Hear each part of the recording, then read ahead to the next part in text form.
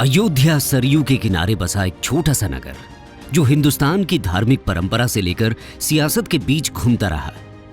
जितना ये पुराना शहर है, जितनी पुरानी इस नगर से जुड़ी कहानियां हैं, उतनी ही चर्चित है राम के अयोध्या से जुड़े वो अध्याय जो भारतीयता के आधार बिंदु हैं।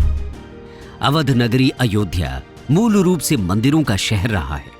यही है हिंदुओं के आराध्य श्री राम की जन्मभूमि। कहा जाता है कि अयोध्या नगरी को भगवान श्री राम के पूर्वज विवस्वान यानी सूर्य पुत्र वैवस्वन मनु द्वारा बसाया गया था। लेकिन भगवान श्री राम के जल समाधि लेने के बाद अयोध्या कुछ समय के लिए उजाड़ हो गई थी। कहा जाता है कि राम जी के पुत्र कुश ने फिर से अयोध्या का पुनर्निर्माण कराया और इसके बाद सूर्य वंश की अगली 44 पीढ़ियों तक इसका अस्तित्व चरम पर रहा।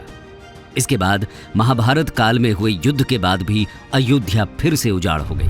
भव्य मंदिर तोड़ मस्जिद बनवाए गए, लेकिन प्रभु श्री राम की जन्मभूमि कभी नष्ट न हो सकी। दोस्तों, वैसे तो अयोध्या नगरी का इतिहास त्रेता युग से भी पुराना है। हिंदू पौराणिक कथाओं के अनुसार अयोध्या को महाकाव्य रामायण में भगवान राम का जन्म स्थान माना जाता है। भगवान श्री राम प्रजा सहित बैकुंठ धाम चले जाने के बाद कई सालों तक ये भूमि यूं ही पड़ी रही।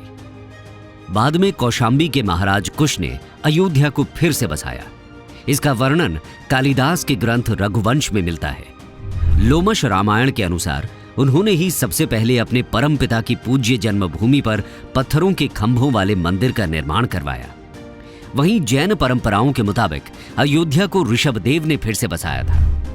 भविष्य पुराण के अनुसार उज्जैन के महाराज विक्रमादित्य ने ईसा पूर्व में एक बार फिर से दूसरी बार उजड़ चुकी अयोध्या का निर्माण करवाया। धार्मिक ग्रंथों के अनुसार वे भगवान विष्णु के परम भक्त थे और उन्होंने अयोध्या में सरयू नदी के लक्ष्मण घाट को आधार बनाकर 360 मंदिरों का निर्माण करवाया था। साथ ही उन्होंने श्री राम जन्मभूमि पर एक भव्य मंदिर का निर्माण भी करवाया था। विक्रमादित्य के बाद के राजाओं ने भी समय समय पर अयोध्या राम मंदिर की देखरेख की। उन्हीं राजाओं में से एक शुंग वंश के प्रथम शासक पुष्यमित्र शुंग ने भी अपने समय पर अयोध्या राम मंदिर का रेनोवेशन करवाया था। पुष्यमित्र का एक इंस्क्रिप्शन भी अयोध्या से प्राप्त हुआ है, जिसमें उनके द्वारा अयोध्या में 2 अश्वमेध यज्ञ किए जाने का वर्णन भी मिलता है। अयोध्या राम मंदिर इतिहास जानने के लिए हुई खुदाई में ऐसे अनेकों रिकॉर्ड मिले हैं, जिनसे यह पता चलता है कि गुप्त वंशीय सम्राट चंद्रगुप्त द्वितीय के समय और उसके काफी समय बाद तक अयोध्या ही गुप्त साम्राज्य की राजधानी थी।